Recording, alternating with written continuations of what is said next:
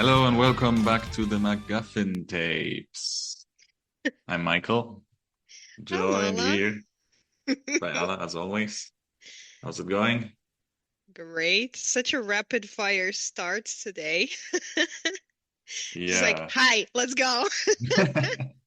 Well, I'm having mate, so maybe that's why I'm a bit caffeinated. That could be the reason. And our special correspondent, Dario, is undercover, hiding behind the borders of which country? Is it? It's let's not go into that because it gets way too political right now. Well, let's just say he's It's not the undercover. same kind of politics that are in the movie that we're talking about today, but it's also political enough. What's his code name, actually? I don't know. Oh, it should be, you know what it will be? The dude. The, Where- Where's the dude? Where's the dude? Yeah, why this reference, if you haven't guessed it or if you haven't looked at our Instagram feed, we now have an Instagram. So go ahead and follow us there, and we'll post things about upcoming shows and things we're watching. But today we're What's the talking about name? what's the name? I think it's just MacGuffin tapes without the. It is MacGuffin Yep. tapes, all as one word. So yeah, go ahead and follow us there. But today we're talking about One Battle After Another, which is the newest movie by Paul Thomas Anderson, PTA, not Wes Anderson, who I confused them with. I get the names confused, but not uh, their movies. Let's say that. Imagine one battle after another as a Wes Anderson film. Yeah, Although maybe this is indeed what Phoenician Scheme was. yeah, I was actually thinking about that while I was doing a bit of prep. That in some ways, I would say their styles are a bit similar, some things, and maybe this movie as well. And it, Actually, now that I think about it, there is definitely some similarity between yeah, one yeah, battle after another and Phoenician Scheme. yeah. Also, Benicio is in both of them, so Yeah. Not his first rodeo on this podcast. Benicio del Toro is becoming um a recurring guest. yeah, recurring guest. That's right. Yeah. So I was thinking maybe first we can talk a bit about his filmography.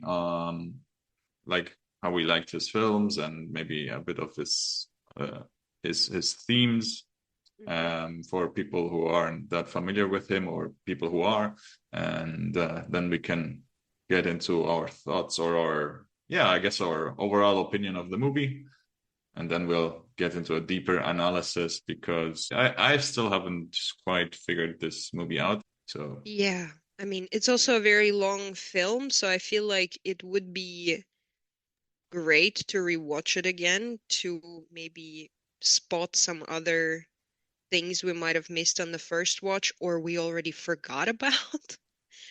But yeah, here we are talking about it today, so that will have to do for now.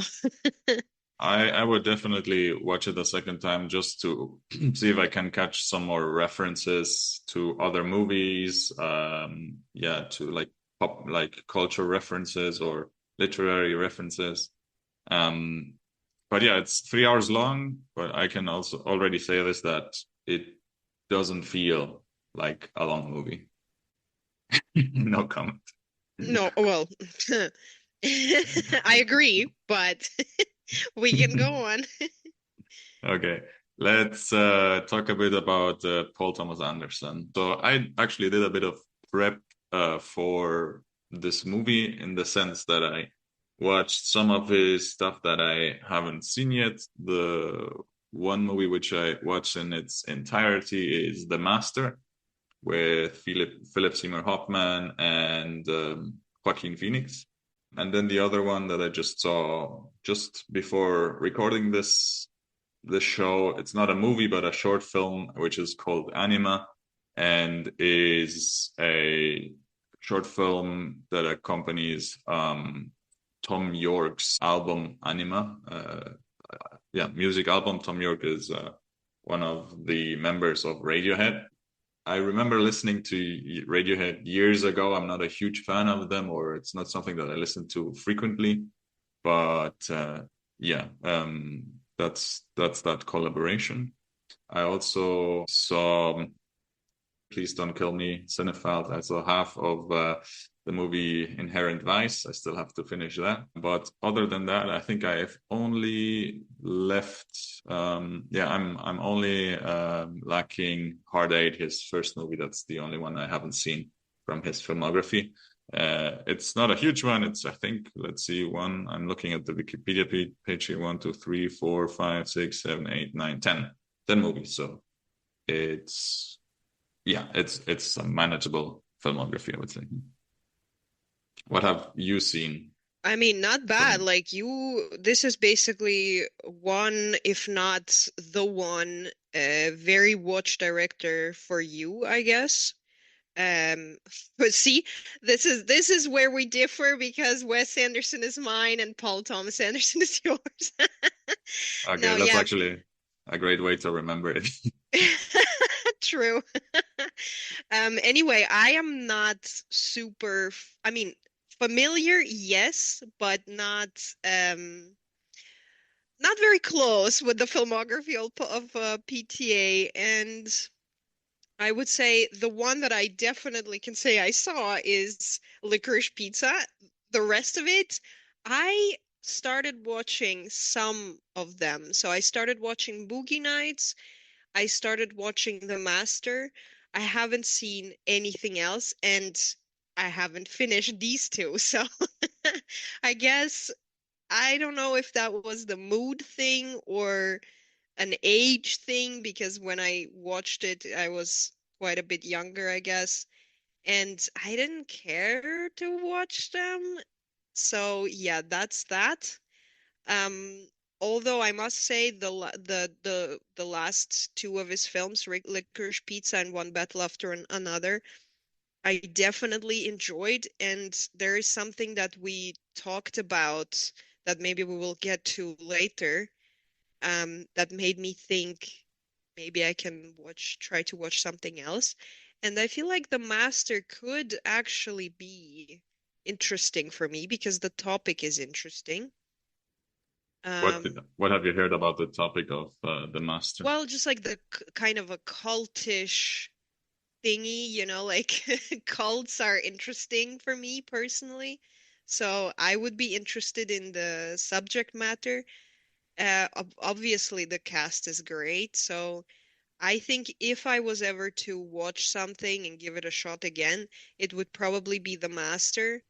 And There Will Be Blood, when it came out, I definitely heard a lot about it, but I don't know if it was probably a combination of different things that put me off of it because it was not my preferred topic, I guess. I didn't really care for the story so much. And it reminded me, just like the vibe of it and how it looked reminded me of um oh goodness, what's it called?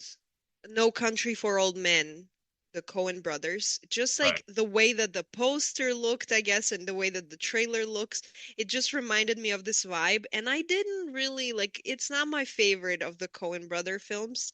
So I guess based on that, also kind of thought, nah, it's okay. And I didn't I watch it back then. I actually was thinking about the Coen brothers today. Like I was trying to sort of categorize uh, Paul Thomas Anderson as a director, and yeah, so Wes Anderson was one of the directors I could think of, and the Coen brothers is the other one. So I would say maybe Paul Thomas Anderson has some elements of both of them. He has some of the humor of Wes Anderson, that strange humor that characters have trouble communicating, I feel like, or that what the characters are saying is completely off from the situations that they are in. I think there's some of that in this movie. And then from the Coen brothers, yeah, it's more, I guess, the themes, or don't the Coen brothers have a lot of country, no, not country themes, but Hmm. do you remember where they Definitely. are from? I think they're from. Wait, let's see. But what I mean is they're more like Americana, like Yeah, for sure. topics, and yeah, No, I like was actually right. They're from Minnesota. Minnesota. Okay. Yeah, so these sort of like smaller town stories and trips and travels and yeah, in that way, Paul Thomas Anderson, and specifically you mentioned There Will Be Blood, is in some senses similar to the Coen brothers. Mhm.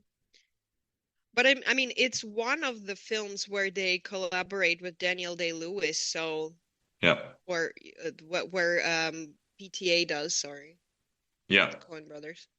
Yeah, PTA has some frequent collaborators, like actors, for example. Daniel Day-Lewis actually only did two movies with him. One is There Will Be Blood, and the other one is Phantom Thread, which I really liked. Actors that collaborate frequently with the PTA are Philip Seymour Hoffman, or used to, and now it's maybe his son. His son appeared His in son took Licorice over. Pizza. Yeah. Who else is a frequent collaborator? Joaquin Phoenix did two movies with him. Oh yeah? Um, well, yeah, two I can think of. It's Inherent Vice and The Master. Oh right, Inherent Vice, he's there. And who else? John C. Reilly, Benicio del Toro, I think, did a yeah, he's also in Inherent Vice. Well, now Alana Haim apparently as well. Alana Haim. We already saw her in One Battle After Another as well, although in a very, very small role, but Yeah, still. I'm looking here at his Wikipedia page, and it's not only cast members. He usually works with the same cinematographer, Michael Bowman, or his last movies were in collaboration with him. He almost all of his movies are with the same costume designer, Mark Bridges, except his last one, the one that we're going to talk about today, is with Colleen Atwood, who is a quite huge and known costume designer. And first assistant director is Adam Somber, and this movie is actually dedicated to him because he passed last year. I think we talked about outside of the show, like how would we rank his movies or his How would filmography? you rank the movies? Because I have Oh, nothing okay. to rank. I only have the two. Well, I'm not a huge fan of rankings, but I was saying like my personal favorites are probably my favorite one is Licorice Pizza. Then I would probably put what did I say? I changed my ranking, I feel like. Maybe One Battle and After Another would I would put second. Then I would put maybe Boogie Nights, then Phantom Thread. Then I would put, well, I don't even know. I think probably Punch Drunk I Love. remember that yesterday Punch Drunk Love was the second to last in Was your it? Oh, list. okay, okay. Then you see, I switched it up already. There Will Be Blood. I also liked, and then I guess the one that I didn't connect to as much is The Master, which for now I would probably put last. And Inherent Vice, I haven't. The Master, I would put Okay. last. And I haven't watched Inherent Vice and Hard Eight yet. But Okay. maybe another thing I was or how I was thinking about this movie is maybe for those people who haven't seen a lot of his movies, I would say they are more accessible movies. I think a lot of his films are quite allegorical. I couldn't come up with a better term, or quite metaphorical. You have to figure out what he's talking about, I feel like. And his more accessible movies, I would say for sure Licorice Pizza, start with that one. Hmm. And then One Battle After Another, I thought was also very accessible in the sense that it's a plot, that there's a plot that you can follow and there's a conflict. And then next to that, Boogie Nights and Punch Drunk Love. So those I would say are more accessible, less cryptic, or a bit more standard type of movie. And his other movies are, yeah, it's allegorical, metaphorical, a bit more serious. And also, all of his movies are quite long, with the exception of Punch Drunk Love, which is, I think, like 90 minutes. So yeah, that's where I would start. Like, I wouldn't consider myself a fan of PTA, but just I don't know. I guess it's just I slid into his filmography somehow because of listening to different podcasts and people um recommending things. And I think one movie that is praised a lot is Magnolia, which is sort of an ensemble piece and with a huge and great cast. I remember not liking that movie that much. I think similar to what I've been saying, that it's a bit abstract. I mean, his ranges, I would say all over. It's between drama, a bit more comedy. His movies are always different, and I guess that's a bit what draws me into it. I think it's a good not analogy, but you mentioned that you're more Wes Anderson, I'm more PTA. I think that fits quite well, I would say. I mean,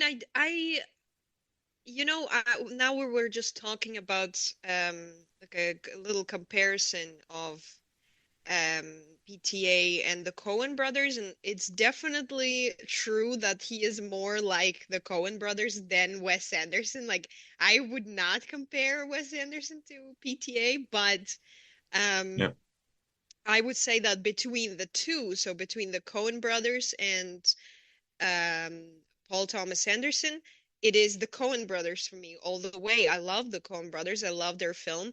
So it's not really correct to say that I'm like at the very end of the spectrum with Wes Anderson there, because it's like I like different things, and I like things that are similar to PTA, but not PTA himself, I guess, or not yet. I don't Yeah. know. I mean, so far I was fine with the last two films, but maybe I should just go back and check out the older films. No, but when I think of you, like your type of humor and your taste, I would put you more on the scale of, yeah, the Coen brothers and Wes Anderson rather than Yeah, PTA. but I would not put the Coen brothers and Wes Anderson anywhere close to each other. That's what I Ah, no, mean. no, no. Yeah, you're right. I mean, maybe we can get a bit more into the comparison once we talk about the movie, but I mentioned that it's some scenes like his humor and the fact that actually the topic of this one has some similarities to the Phoenician Scheme by Wes Anderson. I'm really interested what you're gonna say about that. Well, a bit we mentioned it. It's like sort of the conflict and maybe a bit of humor as well. I have one last thing about production and I think it's an important one, is for me, the MVP of One Battle After Another is the music. It was done by Johnny Greenwood, who is also a member of Radiohead. I think he is the guitarist and lead singer of Radiohead.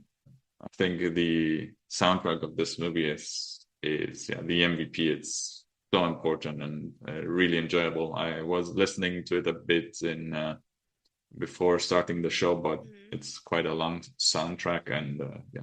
I actually really this was the soundtrack that I was thinking I might actually listen to outside of the movie as well, because like during the film it was really it definitely creates the mood. For sure, like it's integral to creating the mood for the movie, but you absolutely could listen to it like Mhm. without watching the movie, and because it's quite instrumental, and I feel like it has some uh, arrangements that are classical in a way, so it totally works as its own piece. Before we get into the analysis, should we give our like general opinions of the movie and thoughts for people who haven't seen it yet and are undecided if they want to watch it or not. Hmm. Um, so Um, spoiler free for now. Spoiler free for now. I loved the film. Unfortunately, we watched it without Dario this time, but I think he would have loved it as well.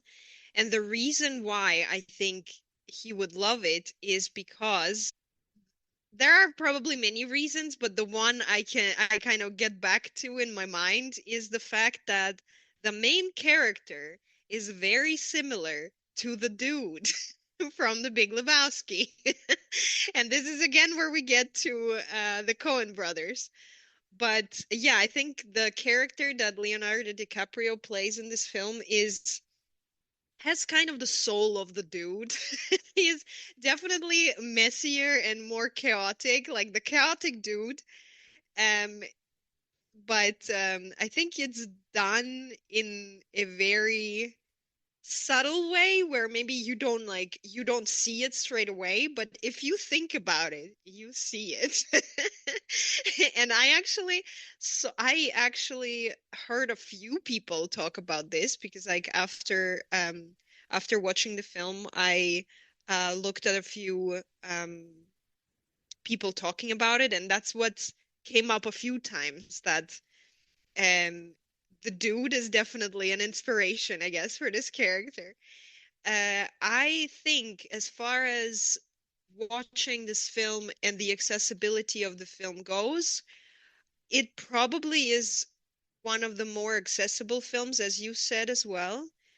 But it is a very long film. It's almost 3 hours long. So when we were watching it, it definitely didn't feel very long. Somehow, this is what I was saying, and this was what I mentioned in the very beginning as well.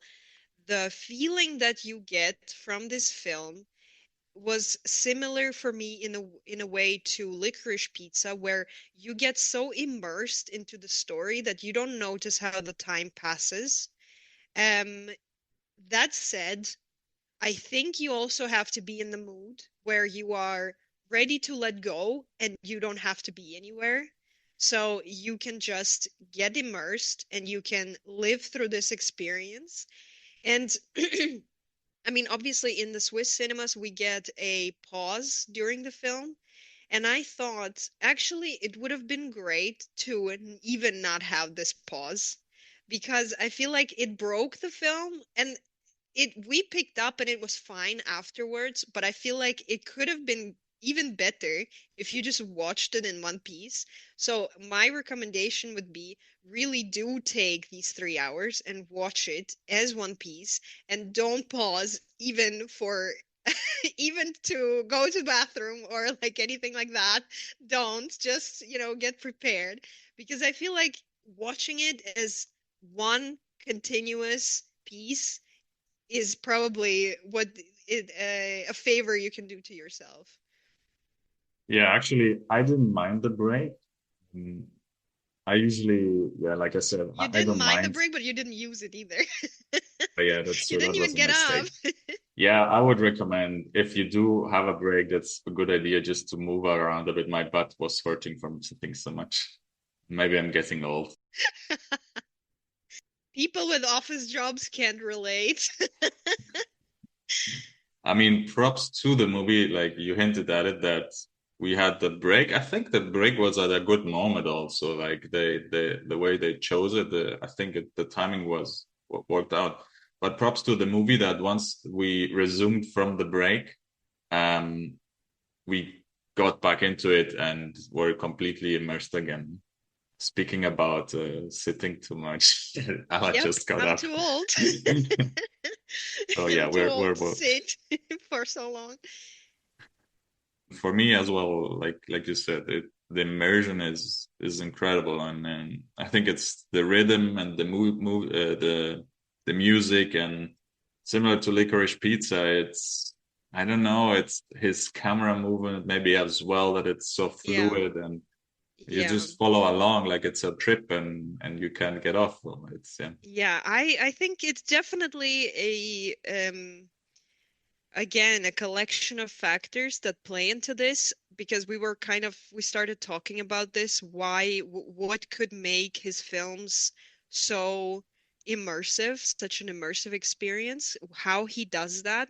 Because for the fact that it's 3 hours long, that's not nothing. And yet there is not a single moment where you're like, can we go on, please? Like, this is dragging. Because yesterday we saw a film that maybe we will also talk about that was not nearly as long as One Battle After Another, but there were quite a few moments where you're like, it's okay, we can skip that, we can go on. I don't know, I don't care about that. And here it's definitely you get packed into the story and you go along with it. And the same was with Licorice Pizza, where to be fair, if you compare the two, One Battle After Another and Licorice Pizza, there is nearly not as much action in Licorice Pizza as there is here, but it's still so interesting to follow the story. There's not so much going on. There are things going on, of course, as in any story, but it's not as action driven as this film. And yet somehow you still go on with it and you don't want to leave the story. And I think this is, for me, what I was mentioning in the beginning would be the motivation to go back and maybe try to watch some other of the PTA films to see if that is also the case in the other ones. And maybe it was just my mood and the setting that didn't work last times, and that's why I didn't finish them. Because the last two, I got really surprised. They are just, yeah, so immersive and Yeah. interesting to just stay in. It's what I was trying to say a bit when I was doing that categorization between accessible and non-accessible, Hmm. that these last two are somehow the blend of elements creates an immersion that you can't escape. I think for me, it was the same with the Phantom Thread and Boogie Nights. And the Master, like I said, I think there, what was there, did I feel that it was lagging sometimes? Maybe not really, but it's for that movie, for example, and I think Magnolia as well, if I remember it a bit, that um, it's hard to break a certain type of wall, like connect to the characters, Hmm. because yeah, the like I said, they're a bit allegorical, or the thing that PTA is talking about is not what's happening plot wise, I feel like. Hmm. For me, just to round this segment up, I also really enjoyed the movie. I would definitely rewatch at some point. But what can we say without spoiling to get people into this movie? Leo DiCaprio is very entertaining to watch in this movie. He does a role that's a bit similar in, like, the physical comedy is similar to what he did in Scorsese's The Wolf of Wall Street, and he has a bit. We were saying this when we were watching the movie, that he is leaning into his meme side a bit. That the like the one that came out of Once Upon a Time in Hollywood, although Leo has Mm. been a meme for a while now. So, but yeah, he is really funny, and you can also relate to him. So, yeah, he is a big attraction point. I guess the music. And what can we say about the plot without giving too much away? I would say maybe it's so it revolves around a revolutionary group in America, French 75. And it So we, definitely, I guess, relates to the current moods and the current political state of the US and the mhm. topics that are on everyone's minds. But for me, the plot it revolves mostly about a father finding his daughter.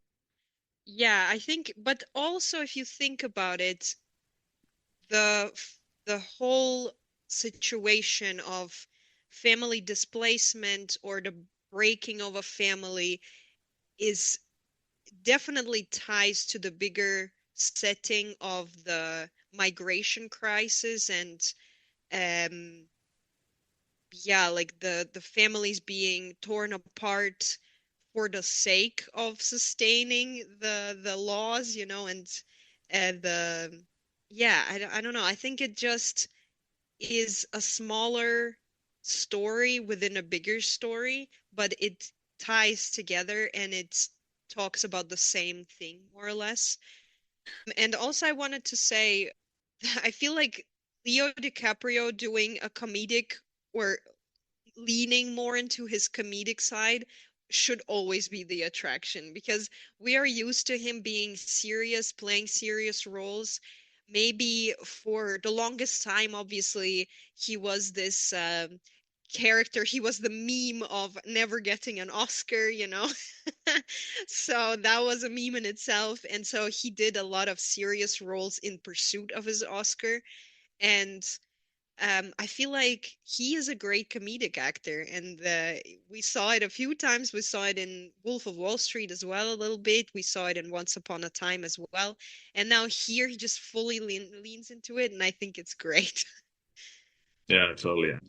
Leo is a, I mean, he loves or he admires Robert De Niro a lot, and I think in that sense they are similar. That usually Robert De Niro, you think of him in serious role, but Robert De Niro is also actually a great comedic actor. He hasn't done a lot of comedy, but uh, I've seen a He few things where, unfortunately did too much comedy in his latest filmography.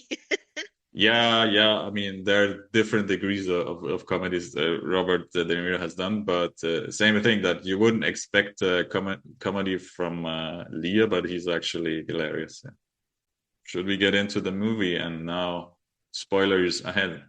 Yeah, spoilers ahead, although I feel like um I'm interested if we can talk about it a little bit detached from the plot, because as much as the plot is definitely important, I feel like all the other factors that make this film so watchable have kind of not as much to do with the plot, at least not for me somehow. What are you thinking of? I'm thinking of the cast, I'm thinking of the music, I'm thinking of just this the chemistry between the characters themselves, just how they are written is just amazing. Some of them are so funny. And the plot is somehow almost secondary for me in this film. But I might be wrong. Maybe for some people they will watch it specifically for the plot. Yeah. For me, the like just the drive of the story, this very again Cohen-esque almost drive that is like something's going on, nothing's going right, and yet somehow we end up somewhere, and you're just like on this crazy roller coaster ride with everyone, and you don't care what happens. You're just like you're in on it, and you're gonna just stay with the story. So that Yeah, is more important for me somehow. that's a great way to describe it. Like, I mean, there's a lot of randomness to it. It feels like how the events are happening, and like you said, a bit of a roller coaster. Maybe I would also think like for me here, it's maybe plot isn't the correct word to describe this movie. For me, it's more like the conflict because like I was mentioning, it doesn't feel like it's very structured. I mean, there are some points which are relevant, but it's very much you feel like stuff is happening and you don't have control over it. For me, the conflict is what I mentioned is that it's Leo and Leo's character, Ghetto Pat, or Bob Ferguson as he's called, trying to find his daughter Willa. And that's sort of it's for me it's sort of like the rhythm of the music. It's sort of this beat that you're following along with and it keeps you it's yeah it keeps your attention but Hmm. it's not what you enjoy or what you necessarily want to find out how it ends. Hmm. The music is just very dissonant. There it definitely is dissonance to it that maybe keeps you awake, like it almost like jolts you even if like maybe your mind strays for a second, which mine didn't, I don't know, it would just jolt you back. And every kind of few seconds, the music is just like keeping you on edge, really. I Hmm. loved that. Yeah, it's a quite sometimes frenetic movie, dissonant. I would also say it's yeah, the rhythm is quite of I don't even know how to describe it, but it's you can get a good sense of it if you watch the trailer. It's this usually this piano or these single notes. It's bum bum ba da ba bum bum ba da ba bum bum, and with that rhythm and yeah, it's irritating. It creates tension. I think there's if I remember correctly, there's one sort of scene where there's no music playing, and then I think it's one interrogation scene or one scene at the camp with Stephen J. Lockjaw, where the music isn't playing, but pretty much throughout the movie, there's always music playing. And yeah, like I said, it's this piano, but as well there are some themes where there's a guitar playing, like an acoustic guitar, which I thought was a nice contrast. It sounds really beautiful. It reminded me a bit of Latin music in a Wait, sense. which scene would that be? I don't I think remember. there's a scene at the church where a guitar is playing when Willa arrives at the church. Okay. And there's one more, I think, yeah, where there's an acoustic guitar playing, which is really nice. Yeah, you were talking about the characters. Yeah, we have kind of a broad list of characters here. They are all done perfectly. I think everybody just did their best with this film. I think it's just such a pleasure to watch, really. I mean, obviously, Leonardo DiCaprio, he's always good, you know, but I feel like in this one, this was what attracted me to this film, is seeing this trailer and seeing him as such a scruffy, dude-looking guy doing his comedic, a comedic role. And I was like, I'm watching this. I have to watch that. Because I don't know, this was the first point that attracted me. And at this point, I didn't even really care what it was going to be about, what was happening, who else was in it. I just wanted to see Leonardo DiCaprio doing a comedic role in a full-blown scale film, and he definitely delivered for me. Yeah, I thought it was great. I mean, I would say everybody, really everyone who is in this film, I loved watching them. Probably people I will mention in the top three of who I enjoyed watching the most. Definitely Teyana Taylor for me, who is playing Perfidia.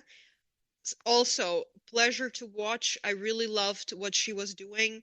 The chemistry that she was creating with other characters, amazing. And I kind of was, I mean, okay, maybe I don't know if we're should we spoil or shouldn't, should we refrain from it? I yeah, don't even know.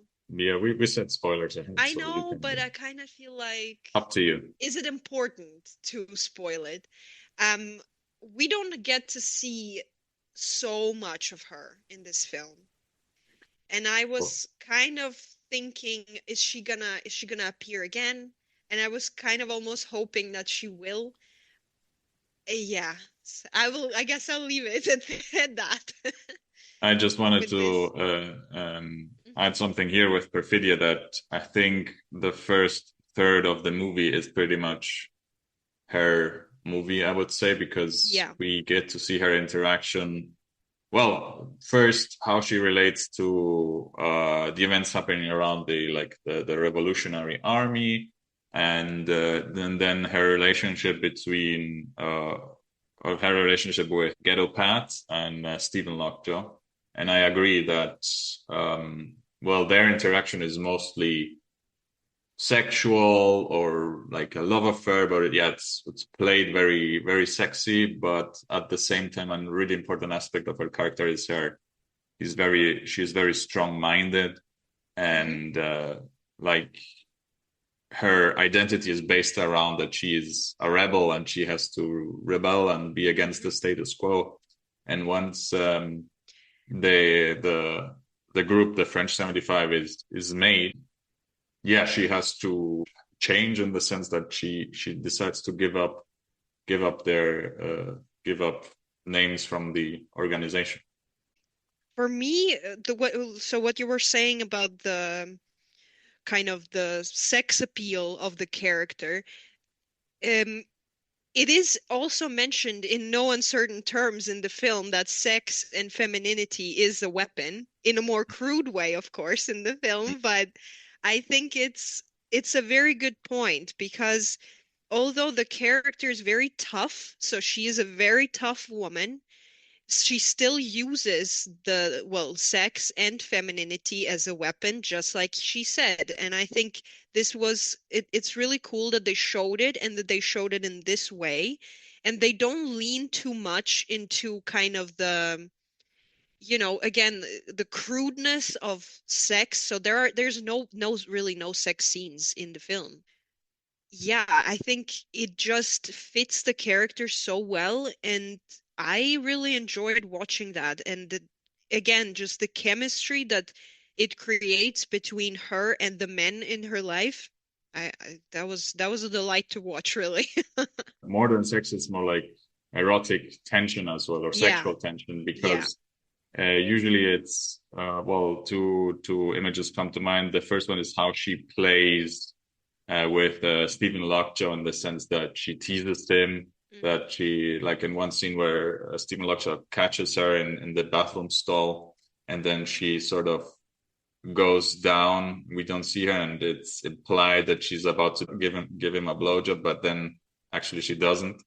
And then in relation to Ghetto Pat, that she's always very horny after they blow up something. So she's a very lustful character and very driven by these heightened emotions. So for her, it's a struggle once she has Charlene or Willa, when she has the baby, and Getapat tells her, "Well, we should focus on our family and leave the revolution aside." But for Yeah. her, that's really difficult because I don't know. That's how she lived all her life. It seems like. Hmm. No, I mean, it's definitely, it also is implied where she's heavily pregnant and she still, I mean, is doing the things that she would normally do. She drinks, she shoots a rifle, and so it kind of is implied that she's not, as they also put in the film, I don't know, maybe not fairly, not the family type, not the mothering type. And I think for me, it goes deeper than that, than just saying this, because being a revolutionary, being a warrior is so kind of, what's the word to use?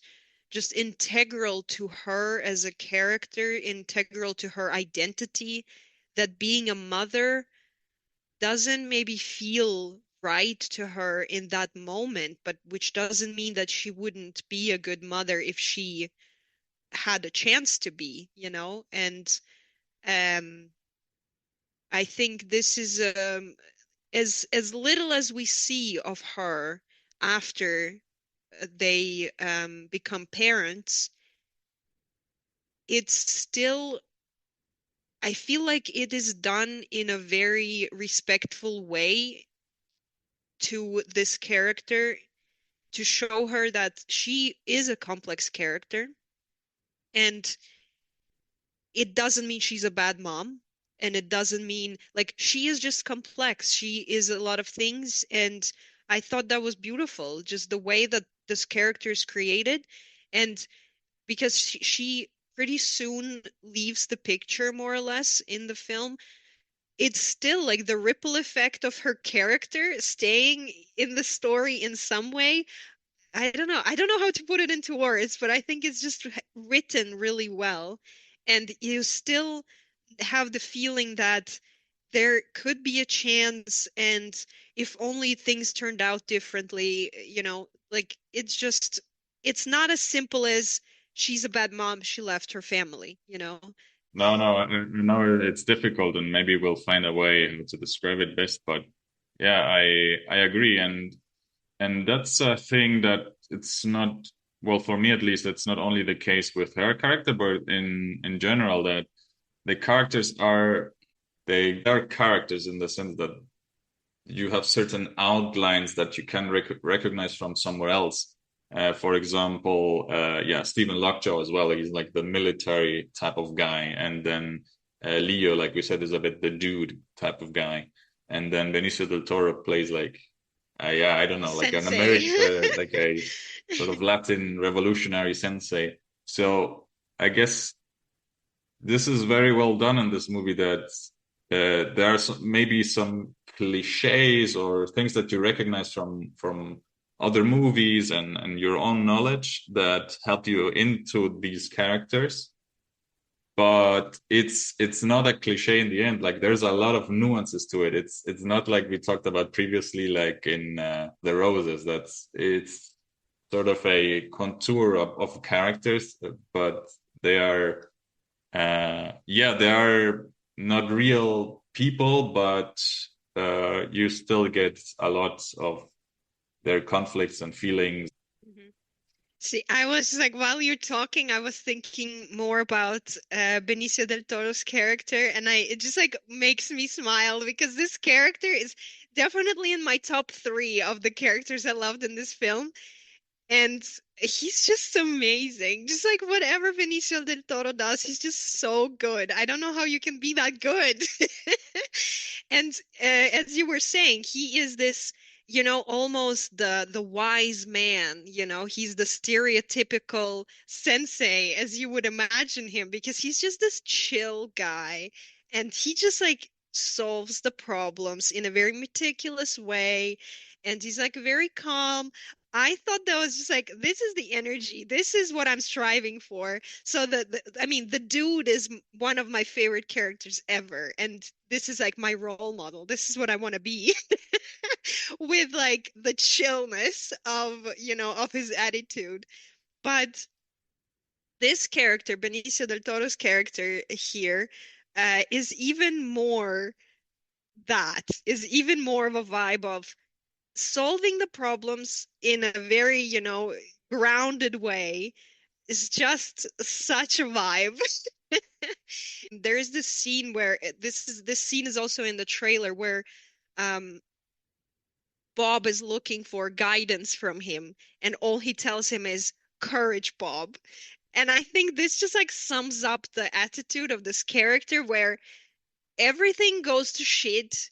Everything is in complete chaos and disarray, but courage and the courage will help you to solve everything, to go through everything, and to just like deal with the issues. And the way he does that is just beautiful. Like the way that they set it up in the film, how he just like solves everything for everyone is just such a beautiful sight.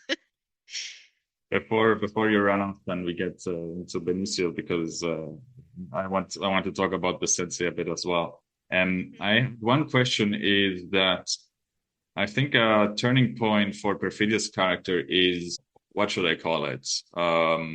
Not the heist, but the assault on the bank, where she shoots this officer who is trying to call the police, I think. Mhm. And yeah, I'm not sure myself, but why do you think that she shoots him in that moment? I mean, clearly he was going against what they were telling him to do, one thing. But another thing, this is happening already after uh she became a mother.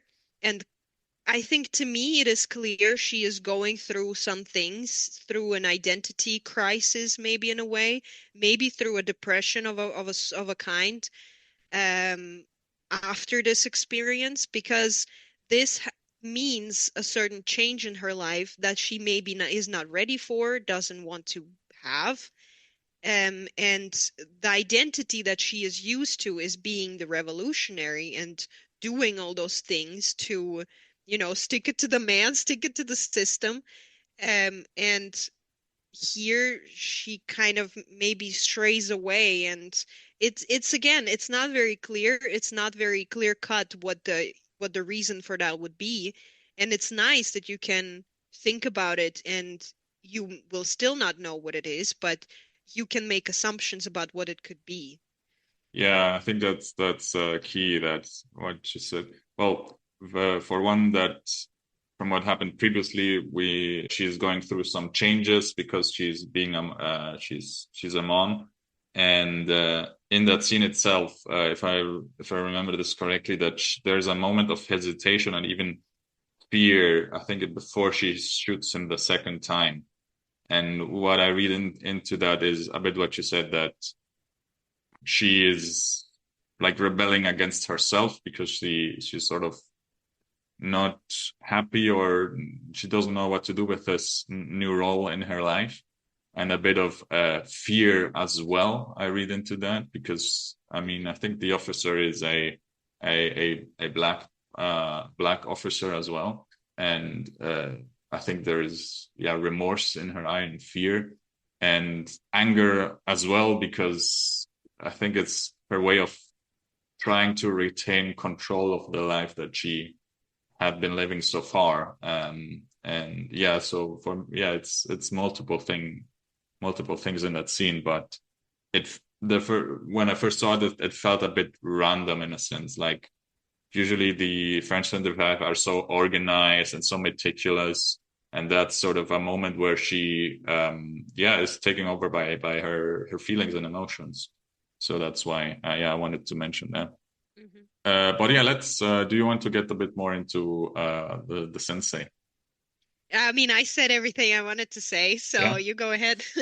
I really liked what you pointed out with the courage moment, because that's in the trailer, and it's such a let me say it like this, it's such a bullshit thing to say, a lot of these, you can see them on YouTube, a lot of these senseis who are like, oh, pretend to be very wise and full of wisdom, but they just are talking, they don't know what they're talking about. And I think it's a bit like that, but at the same time, Leo, it's what Leo needs to hear, right? It doesn't Yeah. matter if it comes from a true place or not. And I mean, as you said, that the YouTube senseis, they don't know what they're talking about. They're just like Yeah. spewing the cliches. But because you know who Sensei is, you know he went through some shit.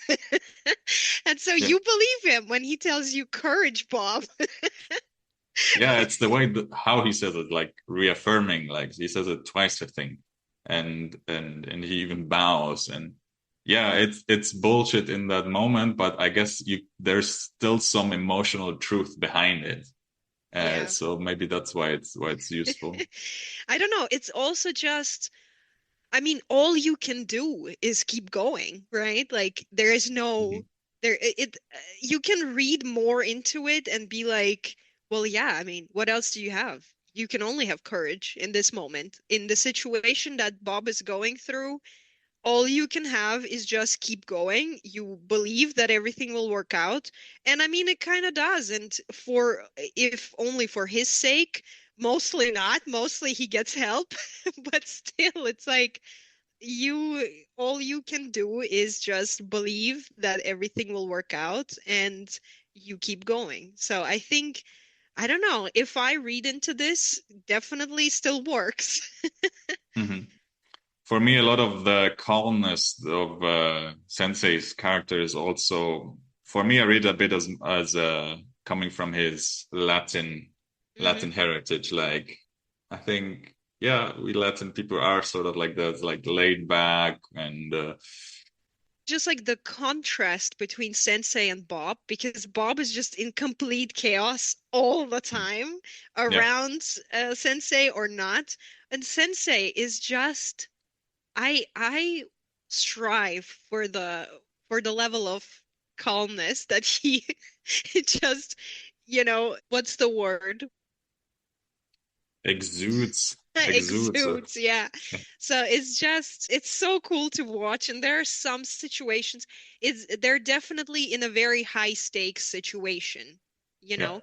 And while this is all happening, and you yourself are on the edge of your seat, and you are so stressed by this point and you want everything to work out somehow. And yet Sensei is just, he's fine. He's just like Yeah. finishing his beer, closing the doors, just like everything's okay. This is just such a cool scene. I just can't. Yeah, for me, it's also his calmness also comes from the fact that he has a whole system and network in place. So when they have to flee because the military is coming after the illegal immigrants and Yeah. after his people, that he has like a protocol in place. So he has a rule. So like you said, he's very meticulous. And the same thing, I think he's a person that is a very like day-to-day type of guy who it reminds me a bit of my sensei. Like I do kung fu. That's he cares about his business and looks after his students and his people. So he's focused on his day-to-day, and I think that's also where this calmness comes from. Hmm. And then yeah, and then the other point, I guess, it's that he is focused on things that are above himself. He's focused on his family, his friends, his community, helping people out. So he's following, like, let's say, a higher purpose. And I think maybe that's where his calmness comes from. But I Hmm. love his meticulousness. I love that he is so prepared. And also that, yeah, his network. I love that the way he interacts with other Hispanic people. Like, I love the scene where he picks up Bob from the hospital, I think, and then, or was it before that? And then he's in his car, and then from the side, he's approached by one of these skater dudes, and he just briefly talks to him like in a very chill manner, and then they continue. So I love that. That's very relatable to like interactions in Latin America, and And also just like the call they have after the group that he assigned to Bob loses Bob when the guy calls, he's like he fell off the roof. Just like, okay. It's just, and then he just goes and solves it anyway. Just like, yeah. it's great. But that might also be like a Latin American thing that people we are used to random situations. There's always something happening, Okay, I like see. something chaotic happening, and I guess that's a bit that we tend to adapt to situations. Yeah, then I think it has to do probably with this uncertainty avoidance and generally the tolerance for uncertainty in a culture because, as you said, if you are generally used to a lot of stuff happening around you, you don't tend to take it as seriously, or you are more flexible with the ways to deal with those situations. Where, if we think about Bob, he all he did in his life for the past 16 years was avoid any danger and any uncertainty. And so his tolerance for uncertainty is very, very low. And that's why he behaves the way that he behaves. Yeah, I also like how the general on the phone how he speaks to his I think his wife. It's very chill, and again, it's this day-to-day language. I also mentioned to you that I love that Benicio speaks Spanish in this movie because I can't remember the last time I've seen him speak Spanish in a movie. So it's nice that he can still speak it. Do we want to move to Lockjaw, Sean Penn's Yeah, character? yes. Is he in your top three? I mean, he's going to be in top one for a lot of people because, again, what I mentioned before, he's also like this figured character that's recognized as this military type of guy, who is like tough and alpha male and racist and what else? Yeah, but again, like the alpha male, the this macho vibe is just a surface level thing again. And he is this again a very complex character that just blossoms throughout the film, I feel like, because you do get the macho vibe, you do get the alpha male vibe, but then you also get a lot of resistance to that. because of the way he moves, because of the way he behaves, because of the way he strives to be the part of this Christmas racist group, the basically the well kind of Klansman type Yeah, people, like it. just like this you know the way that he wants to be a part of them is I don't know what's the word. Yeah, I guess curry favor would be the word um, with this group that he wants to be liked, he wants to be a part of it. And also the way that Willa kind of points out that he has lifts in his shoes, his shirt is too tight. And so there is definitely a level of insecurity to his character, the way that he moves, just like he's again like a very caricature military person in the sense of like he wants to look tough, he wants to be perceived a certain way. And yet when he moves, you just can't help but laugh. I don't know. It's just like it's done so nicely. And he is a great character. He's just not a very likable character, so that's why he's not in my top three. Yeah, yeah, he's not likable. I think that what's puts him a bit for me into a Chablon. Also, like his motivation, like is that he's eager at getting into this Ku Klux Klan type of group, the Christmas Adventures Club. I thought that was hilarious. That the name is hilarious. I really wondered the whole time, is it connected to anything? I don't know still. Yeah, Is I there is mean, there like a way to discern that it's that from the name or from I don't know, is does it mean something? I really I feel wonder. I feel the same way. Like I feel like it's probably a reference to something, Yeah. but I don't know. I don't know what. We didn't mention that actually this movie is partially based on a novel called Wineland, mostly the part about the revolution, I think. Mhm. I don't know if this was also in the book, but that could be a possibility. It's funny that you mentioned his way of walking because it's also like he's moving a bit side to side with his shoulders and his upper Yeah. body is moving, which is really comical. But then there's a point in the movie, I think, after he delivers Willa to this, is it a bounty hunt? Not a bounty hunter, like a mercenary or something. That, well, he is sort of doing, he's getting physical with Willa, trying to catch her and stuff.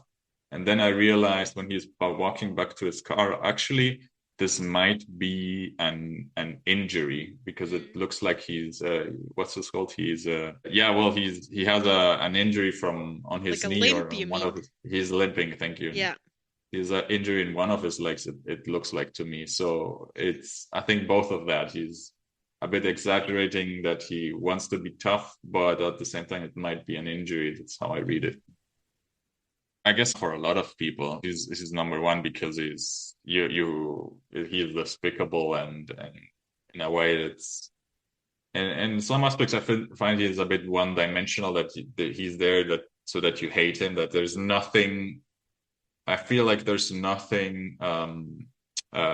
What's it called?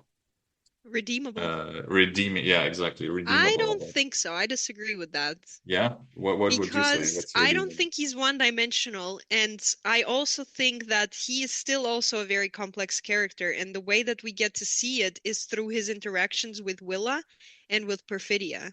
Because Mm-hmm. despite him being racist and wanting to be a part of a clan's group, for some reason, I don't know, yeah, it's hard to reconcile, but it seems like he really did have feelings for Perfidia, not only like beyond just being attracted to her.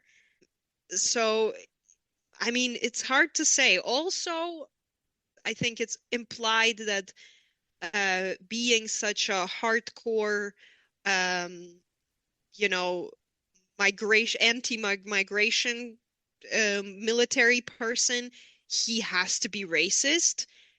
It seems like maybe him wanting to be part of that and him kind of going deeper into the racism is partly because he hates Perfidia for leaving, and maybe that exacerbated it. I don't know, but it might be implied.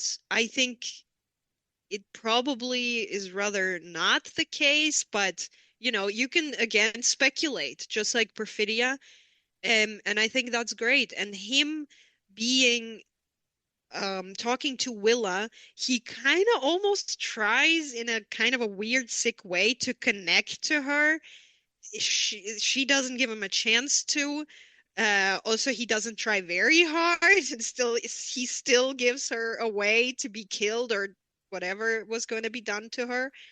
And you kind of get a glimpse to him, maybe like I don't know how would it be if, and also when they are leaving this convent, he says, "Put my kid in the car." So he refers to her as his kid, which is also really strange considering the fact that he literally wants to get rid of her because she is an interracial child, basically. Yeah, Yeah, I don't know. I think he is still also a complex character, and it's also interesting to see how he behaves. And for me, he's not a caricature because if he was, you would know what he would do. You would know how he would behave, and he would behave only in one way that is consistent with the image that they were trying to create. And here, there is no consistency, and this is very human, I think. I agree with what you said. For me, like I was thinking more about how his character's arc ends, and in that way, he's a bit of a caricature, and maybe there is That no is true. redeeming quality. That is true. Yeah, but I agree that there are very subtle hints that you mentioned, like he mentions Will as his kid, and then his relationship to Perfidia, and the fact that he goes after Willa, I guess also because he's interested in getting to know her. And then yeah, some hints in there peppered into the dialogue. Like at one point he tells her, "Oh, you put on more makeup when you go to a dance." So he's trying to make a connection with Willa, but it's again through his lens of a very strict military racist alpha male type of guy. So it doesn't work how he communicates, or it's off, right? Off in the sense like it's not how you a normal, let's say, human would interact. So Mhm. yeah, there is I guess you can see some of his motivation in that, or that he has some moments of, let's say, weakness from his perspective, right? That where he interacts with, well, let's say, yeah, people who are not in his sort of community or his ethnicity.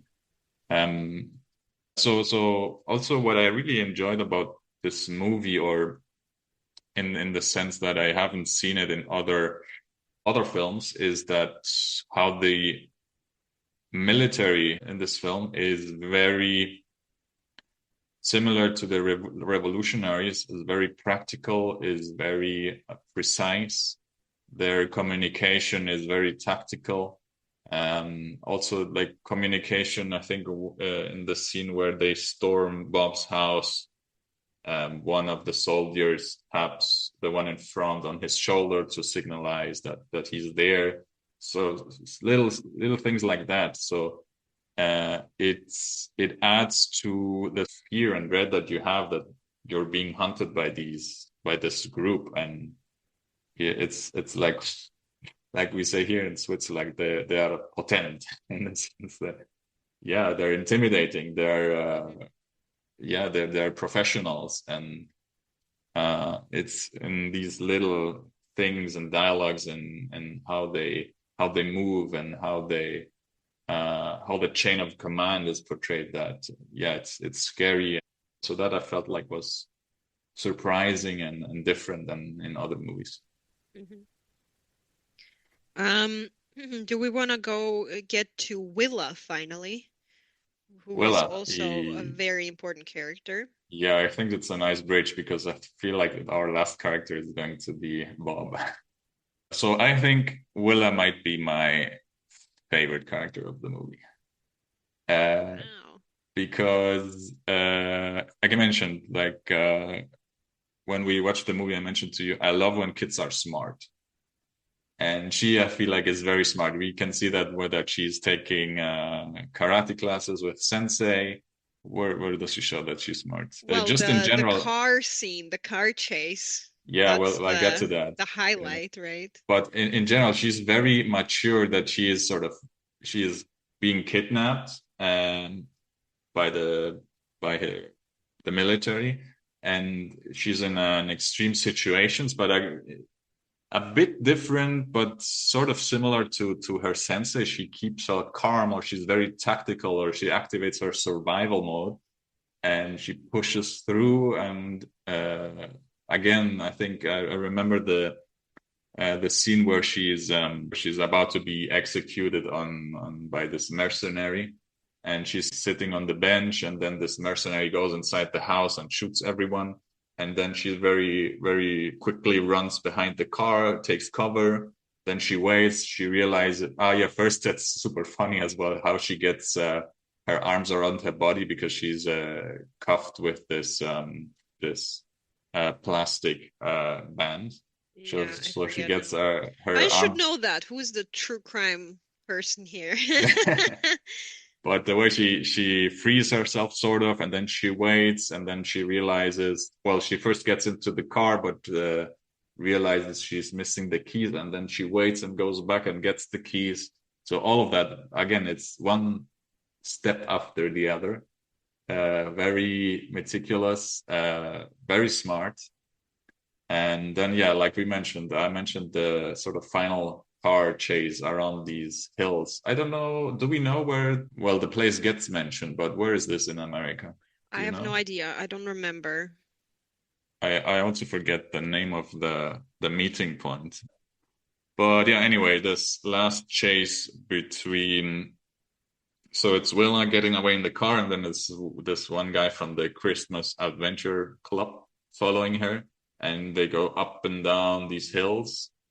And like I mentioned, she sees that coming up on the hill, there's a point. There's probably a word for this in English, but there's a point where the sun just is at a certain position that it blinds you when you come up this hill. And then she very smartly drives up to just past this hill and stops the car, gets out, and goes to the left side of the road, hides behind like a sign. And her plan is that the guy following her crashes into the car because he's blinded by the sun. Yeah, I think it's really smart that she gets out to the left side because then she's in on the side of the on the driver's side, so she has a clear shot at him when he gets out of the car. So again, here I think she's smart and I love it. This generally the car scene or the car chase scene is really cool. It's somehow very Hitchcockian in a way because of like the way that it's shot. I thought it was a great scene. Yeah, that's a good comparison. Also, the music keeps building. There's a crescendo in there up until the point where she goes up the hill. So that's again, that's like the different elements of film coming together beautifully to that culminating moment. And in general, Will, I think she's like you mentioned, how she talks to she talks to Lockjaw. She's a bit rebellious, a know-it-all. So maybe she has that a bit from her mother, but it's also maybe like a Gen Z type of thing. They're smartasses, and also how she talks to Bob, that she's well aware who Bob is, and she criticized him for coming back home drunk, driving drunk, and she's very mature for her age as well. Yeah, but I also think that it's definitely the upbringing, because obviously she had to fend for herself. She has to look after herself and had to for probably all her life because obviously Bob has not been the greatest of parents to her and is the only parent. So I think it only makes sense that she grew up the way that she is because she had to look after herself. She is also now looking after herself and she knows how to do it. And so she does have the presence of mind to do all the things to survive eventually. Yeah. Um, yeah, I just love her character. She's also yeah, also who is the actress? Chase Infinity Chase plays her. Infinity. Yeah, I saw she's her before in Presumed Innocent. That was her only role before that, it seems like. And that was a series, so she had a smaller role than she does here. But that's the first, I think, the first feature film that she's in. yeah, she is. I think she's 25, but yeah, she's Hmm. completely stunning as well. I love her character. It's also like her costume, like her sort of skirt with the cool jacket and her hair. I think it's a cool design. I love it. Hmm. So, do we want to get to Bob? I want to get into Bob. I was Go just thinking ahead. that one thing also I should mention the costume here because I think it's also a bit Because it's the inspired dude. by yeah because for most of the movie when he has to like leave his house he has this sort of long checkered is Robe. the word yeah Yeah. robe which is reminiscent of the dude and I was just thinking isn't that the robe that Perfidia wears when she's shooting the gun and has the gun on her belly doesn't she have the I don't same think she has a robe on. I thought it was just a no shirt. a shirt but isn't it the same colors maybe like blue and red Maybe. let me just look up the poster let me see because I think color wise it might be the same here it is. Yeah, yeah, it's actually this also this blue and red checkered shirt, but I think for Bob it's like a robe. Yeah, it's very similar, well, similar pattern. Yeah, Bob is well, Bob is great, but we talked a bit about his anxiety, and I think yeah, that's crucial for his character. That and he mentioned it. I think at the end of the movie that coming clear that he has been struggling with raising his kid and he resorted to alcohol and drugs to yeah to sort of process a lot of the era as a revolutionary and yeah and that's why he ends up being so messy and unprepared and doesn't remember any of the code words but in a way he like yeah courage and he has his motivation his daughter and that's how he gets the job done in the end I think and Hmm. I feel like he gets progressively smarter during the movie and more capable during the movie like the drugs start to wear off and then he's Yeah, gets into it's the zone probably again that. I think you for you it's he was hilarious in a couple of moments. I think you laughed out loud a lot when he got to the dojo of the sensei and then he he threw My God, himself that on the was floor. literally the best. The way that he crawls on the mats is just so reminiscent of what he does in Wolf of Wall Street. Yes. Yeah. It's just great. Also I think how he jumps out of the car is funny and what's the other one? Well, you also laughed a lot when the car that he hijacks to pursue the lockjaw is like this shitty car, like sort of street racing car, which has a fucked up engine and does a lot of noise. It's like so when he goes like full speed and it's you see it's the motor doesn't seem to be holding up. Hmm. It's also really funny. No, I think it's just generally a great comedic role for DiCaprio, and he's a good comedic actor. Yeah. And I wish he did that a little more. I mean, of course, it's done very tasteful in a way, like in those films. I don't mean he should do full-blown comedy, but it's just done really well within the scope of a more dramatic film. Yeah, and he sort of where I see similarities, his comedic role is a bit in Once Upon a Time in Hollywood that he's also this Hmm. flawed character, and here he leans into the dude side in the sense that he's like I don't know, completely. completely off, or I don't know, he's startled by a lot of the situations, and angry as well. I think a really funny scene is when he talks to his this guy Hmm. from the French 75, and he has to give the password, and then he goes into a rant about, oh yeah, I'm going to find you and fuck you up, and But no, it's the also really physical comedy as well, also yeah, like the what you mentioned about, the scene at the with the sensei and from the when he jumps from the car. It's just the physical comedy is even great. I mean, he does it all. yeah. When he falls from the roof, although I don't think that's him falling from the Yeah, roof. probably not. But what I found on is before that they go on a rooftop and then jump around the rooftop, and you can clearly see that the other actors are like parkour guys and Hmm. do everything really gracefully, like ninja like, and he's sort of just, well, I mean, he's capable in that he follows up, but it doesn't look like nice or it's very efficient. But he managed to catch up until there's this tree and he Until he falls off doesn't. from. Yeah.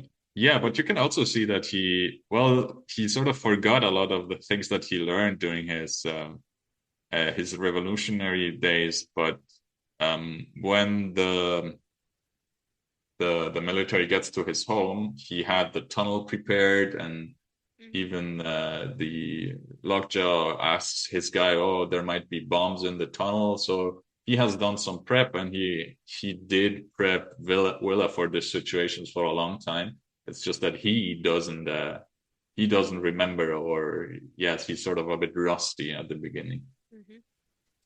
But he's also a resourceful guy. You can see that. Hmm. Resourceful is a good word. Yeah, so that's the characters. I feel like anything else we want to highlight other aspects like cinematography or well, music. We talked a bit about the music or the script or any lines. I I mean, again, just to highlight again that the way that the story is written is so tight that there is absolutely no moment that you will be bored. At least that was the case for me. I really appreciated that. I really appreciate the characters. That's why we were talking about them for like an hour. I think the way that they are written is just amazing. Not only because I mean, obviously they do the job, they fit the story, but the way that they are very complex characters, even if they don't appear for all that long, you still manage to recognize them as a person, as opposed to a caricature, even if they are based on a caricature. It's like Sean Penn's character, Lockjaw, he is he is a caricature in a very deliberate way, not in a very redundant way, which is exactly what I appreciate about him.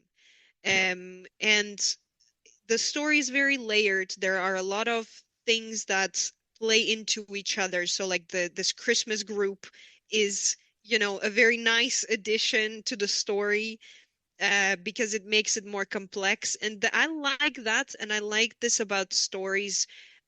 For example, that that this like criminal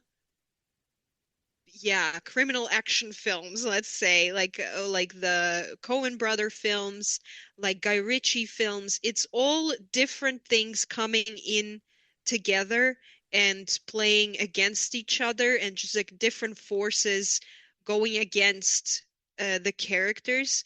And this is what makes the story interesting. And that is, I guess, what I also wanted to say. Yeah, no, but for me again, yeah, what you said that they're caricatures, but there's in a specific way. So that's I think the magic trick of this movie. Like it's not so simple how he does it, and but it works so well. And I think it's a bit the same thing with the themes of this movie, that sort of the backdrop gives you the setting, but it's also, I guess, the conflict or what PTA wants to talk about in this movie.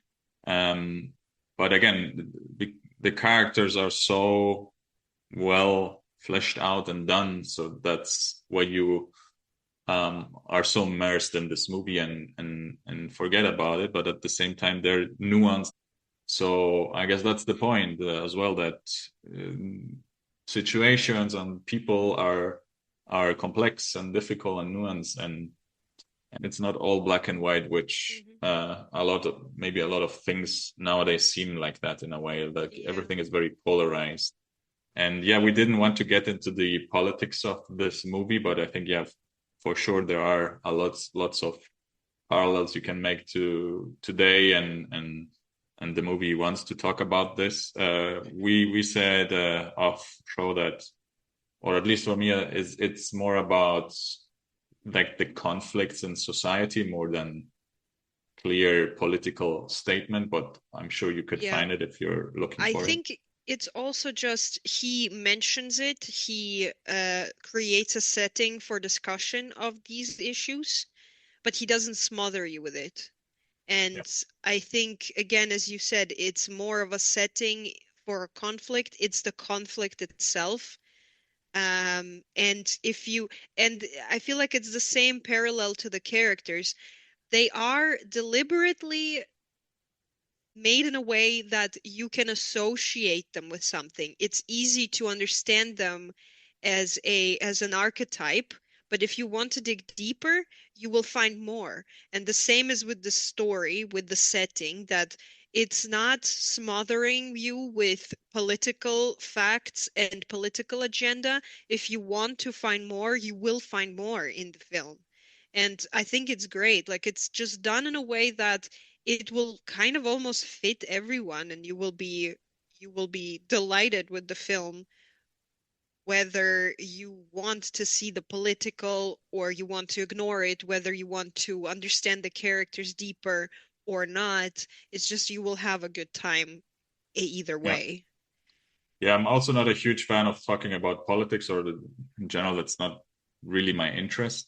But I do think it's important to talk about it, but more so than a specific perspective, it's more talking more about the issues and the differences that we have, and taking this movie as a starting point to discuss that and understanding where someone might be coming from. From the cinematography, I love, well, this is shot on film as well, which is surprising because maybe it's a type of lenses, but it looked like it was shot digital because it's so pristine and crisp and clear. So it didn't look to film like me, but I loved a lots of the wide shots, and there's lots of camera movement, which is also, I would say, a signature of PTA.